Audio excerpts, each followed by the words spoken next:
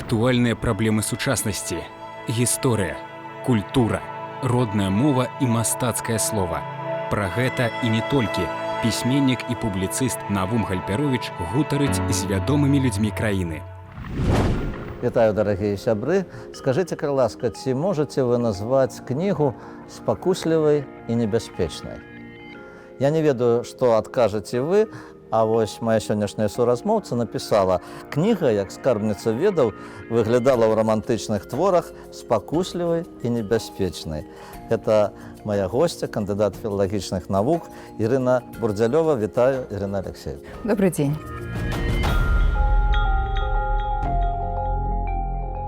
Я хочу звярнуцца да майго ўражання, нядаўняга ўражання, бо гэта свежая кніжка, якая ляжыць перада мной, Пятро Васючэнка, выбраныя творы, якая выйшла ў выдавецтве «Беларускі кнігазбор». Ну, па-першае, Пятро Васючэнка – гэта мой блізкі сябар, земляк, з якім мы жылі і нарадзіліся на адной вуліцы. Вось. А па-другое, я з задавальненнем прачытаў вашу прадмову, такую вялікую, такую глыбокую. І я вам скажу шчыра, што вось настолькі вы глыбока ахарактарызавалі асобу Петра Васильевича, яго творчасць, што я хочу вам выказаць за гэта вялікую ўдзячнасць. Ну, дзякую вам за такія добрыя словы, мне вельмі прыемна, таму што гэта абсалютна новае выданне, у канцы лета толькі выйшла. І я працавала над гэтай прадмовай, і, канешне, мне было вельмі няпроста працаваць, цікава, таму што калі ёсць пра што пісаць, так гэта выдатна. І складана пісаць, таму што сапраўды гэта яшчэ свежая страта. Вы разумееце, мы разам папрацавалі з Пятром Васильевичем больш чым чвэрць стагоддзя. У нас кафедра невялікая, вельмі дружная, і вот гэта супраца, яна, конечно, вельмі яднала людзей. А узначаліваў нашу кафедру Пятро Васильевич 22 гады. Вось. І, конечно, ведаеце, чым было складана, таму што ведь Петро Васильевич – гэта чалавек-універсал. Гэта же і празаік, і аўтар фэнтэзі, казак для дзяцей і дарослых, драматург, эсеіст, крытык, плюс да ўсяго яшчэ і педагог, так? Выкладчык з вялікай літары. І, конечно, мне хацелася паказаць усё гэта. Немагчыма сабе было ўявіць і ввогуле пісаць пра Петра Васильевича празаіка ці драматурга, не улічваючы, што, скажем, гэта яшчэ і эсеіст, і літаратуразнаўца. То бок, вот хацелася, каб вот все гэта было ўзаемасувязі, разумееце, каб вот паказаць гэту такую самурэфлексію літаратурную, якая вот ёсць у эсеістыцы Пятра Васильевича. Мне, конечно, вельмі хацелася, каб вот гэта разнастайнасць яго творчай асобы была прадстаўлена, і нават калі вот я сапраўды шукала, як жа назваць мне маю прадмову, то вот, само сабой прыйшло лабірынты Петра Васючэнкі, таму што сапраўды вот гэтая творчасць на розных тэматычных гарызонтах разыходзіцца ў яго, звязана вот такімі тэматычнымі жанравымі танэлямі паміж сабой. І ўсё гэта такі адметны сусвет Петра Васючэнкі. І самае цікавае, што вось як чалавек, як асоба, і ягоныя творы, яны падобныя, таму што вот эта шчырасць, вот это тое, што ён выказваў, і увесь ён у сваіх творах. Ну, па-першае, я не выпадкова пісала там, што Петро Васючэнка – гэта чалавек-бібліятэка. Вы разумееце, гэта начытанасць, гэта унікальная памяць, гэта эрудыцыя, гэта спалучэнне вот такога творчага мыслення і навуковай думкі. І плюс да гэтага гумар. І пры гэтым, ведаеце... Чым сур'ёзным выглядам часам. Так, сур'ёзным выглядам. Але пры гэтым гэта такая тонкасць і далікатнасць, і нават некая, ведаеце, кранальная безабароннасць. Вот за ўсе гады, як ён узначаліваў нашу кафедру, у яго так і не выпрацаваўся камандны голас. Ён ніколі не загадваў, ён так прасіў. І для яго было невыносна, калі раптам яму падалося, што ён некага пакрыўдзіў. Такая далікатнасць, яна сапраўды вот спецыфічная такая рыса Петра Васильевича. І все гэта, конечно, адлюстроўваецца ў творчасці яго, безумоўна.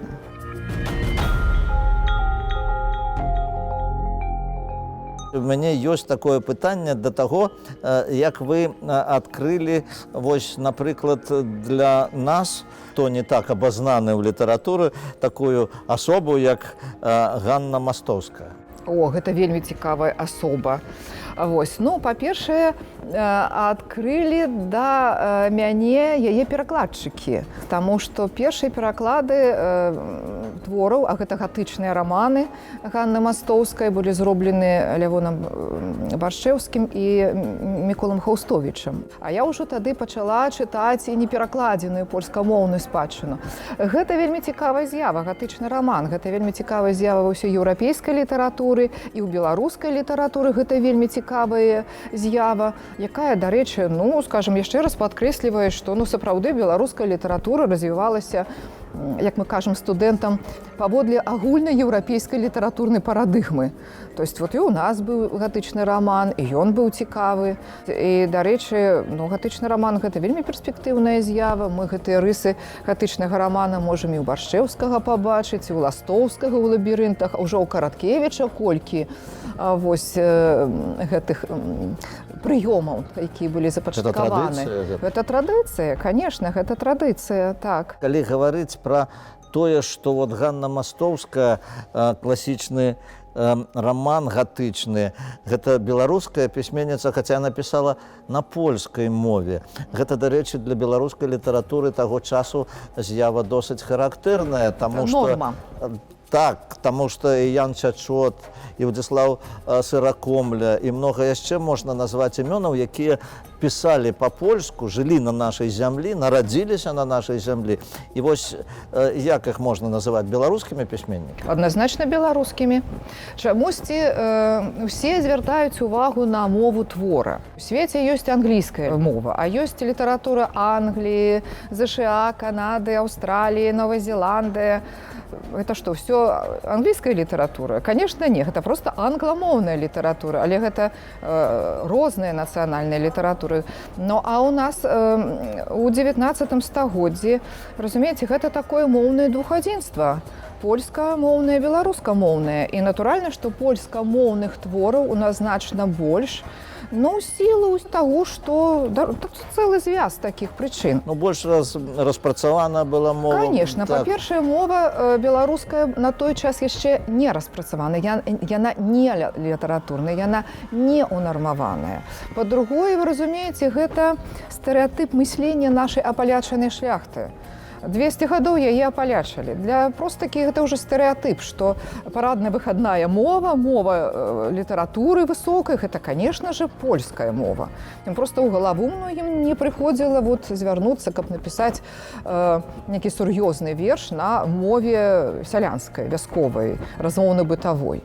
Урэшце рэшт, калі хочаш, каб цябе надрукавалі, каб твои творы дайшлі да чытача, у цябе проста няма выбару мовы, гэта польская мова. Але паглядзіце, у нас што такое польскамоўная літаратура Беларусі 19 стагоддзя? Гэта, ну, скажем так, абалонка польскамоўная, а ўсё астатняе гэта беларускае. Давайте мы вспомнім, што і шляхціц Завальня быў напісаны па-польску. Вспомнім, давайте, патрыятызм ліцвінскі, таго ж Саракомлі. Так што, конечно, гэта таксама наша нацыянальная літаратура. В сілу шэрагу прычын беларускамоўная літаратура вымушана была вот прабіваць сабе вот гэтую дарогу, так, у белы свет. Але 19 стагоддзе, ну, вельмі цікавае чым. Гэта вот сапраўды вельмі важны пераход.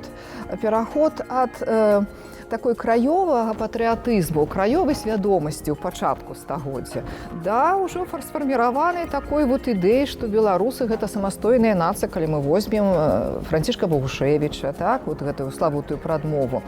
Ян Чачот, да і Дунін Марцінкевіч пісалі па-беларуску для каго? Для сялянства. Это мова, вот сялянства, мужыцкая, народная. А для каго піша Францішак Богушевіч? Ужо для ўсіх, як ён пачынае сваю прадмову.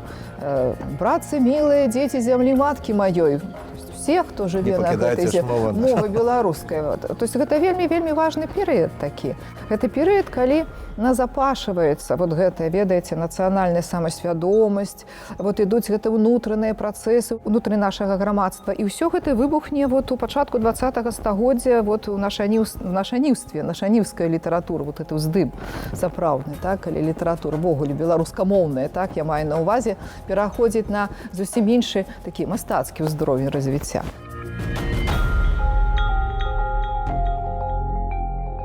Калі гаварыць пра наш час і пра тое, што вот вы выкладаеце ў лінгвістычным універсітэце, дзе вучаць дзеці, студэнты, розныя літаратуры, розныя мовы. І такія прыклады ёсць, што чалавек, які, ну, скажам, Франц Кафка, на якой мове пісаў, а якім ён пісьменнікам лічыцца, як мы называем пісьменніка не па месцу нараджэння, не па той мове, якой ён піша, а па тых творах, якія ён стварае, да якой культуры, да якой літаратуры ён належыць. Недаўна, на жаль, не стала Ганада Черказяна, ён пісаў на курдскай мове, на армянскай мове, але мы гаворым, што это беларускі пісьменнік, ён належыць нашай літаратуры. Так, не самая галоўная мова, хаця гэта вельмі важна, на якой піша творца, а яго прыналежнасць, духоўная прыналежнасць. Конечно. А вось скажыце, вот у гэтай сувязі, все-таки, калі студэнты вольна валодаюць, стараюцца, ва всякім разе, вольна валодаць англійскай мовай, нямецкай мовай, якое іх стаўленне да беларускай мовы? Ведаеце, выкладанне курса беларускай літаратуры ў кантэксце сусветнай. Это унікальны, дарэчы, курс. Ля вытокаў гэтага курса стаяў і Пятро Васильевич Васючэнка, і Лявон Башчэўскі, і Міхай Стычына. Яны выдалі ў пачатку 21-го стагоддзя двухтомнае выданне беларускай літаратуры і свет. Так? І па сутнасці, гэта адзін з такіх галоўных падручнікаў для нашых студэнтаў. Так вот, для гэтых студэнтаў выкладанне гэтага курса, гэта, ведаеце, што культурны шок. Гэта культурнае адкрыццё. Яны адкрываюць і не проста беларускую літаратуру, ведаеце, яны адкрываюць Беларусь, яны адкрываюць па новай гісторыю Беларусі, таму што адна справа прачытаць пра нейкія гістарычныя падзеі, хай сабе не надта далёкія, так, па падручніку, а зусім іншая справа прачытаць мастацкі твор, суперажываць разам з героем і ўрэшце рэшт зрабіць гэтыя перажыванні часткай свайго эмацыянальнага вопыта. Гэта ж зусім інакш спрымаецца гісторыя. Ну вось яшчэ адна такая акалічнасць, якой займаўся, дарэчы, Пятро Васильевич, гэта школа беларусістыкі. Это калі раз на год прыязджаюць да вас іншаземцы, якія ў розных краінах вучаць беларускую мову. Беларускую мову, так. Школа беларусістыкі ў гэтым годзе мы правялі онлайн. Мы правялі гэтую школу для кітайскіх студэнтаў, якія ў Кітаі вучаць беларускую мову. І зараз, дарэчы, у нас беларускую мову вучаць студэнты з Пекіна і студэнты з Цяньцзіня.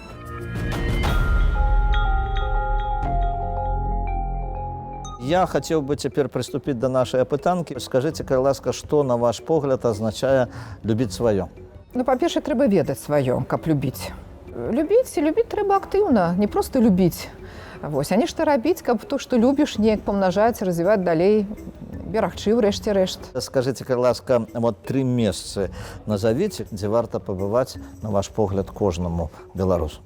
Трэба пабываць, я думаю, што ў Навагрудку і в аколіцах Навагрудка. Трэба пабываць у Полацку. Трэба пабываць Нясвіж. Дзякуй. Ну скажыце, калі ласка, калі б пафантазіраваць, з кім бы з выбітных гістарычных асоб вы хацелі б сустрэцца і пагаварыць? З Купалам, з Янкам Купалам. І што вы зараз чытаеце і каго б вы раілі пачытаць нашым тэлегледачам? Я толькі недаўна прачытала Святлану Курс «Па што ідзеш воўча». Мне вельмі спадабалася, вельмі раю. Да гэтага чытала раннія апавяданні Кузьмы Чорнага, ужо каторы раз перачытывала 20-х гадоў. Перад гэтым чытала Владзіміра Сцепана. Разумееце, так што даводзіцца чытаць вельмі многа і чытаць розных перыядаў аўтараў. Ну што ж, дзякуй вялікі. Жадаю вам плёну, поспехаў. Нагадаю нашим тэлегледачам, што сённяшняй маёй суразмоўцы была Ірына Алексеевна Бурдзялёва, кандыдат філалагічных навук, выкладчыца Мінскага дзяржаўнага лінгвістычнага універсітэта. Усяго найлепшага, да пабачэння, да сустрэчы.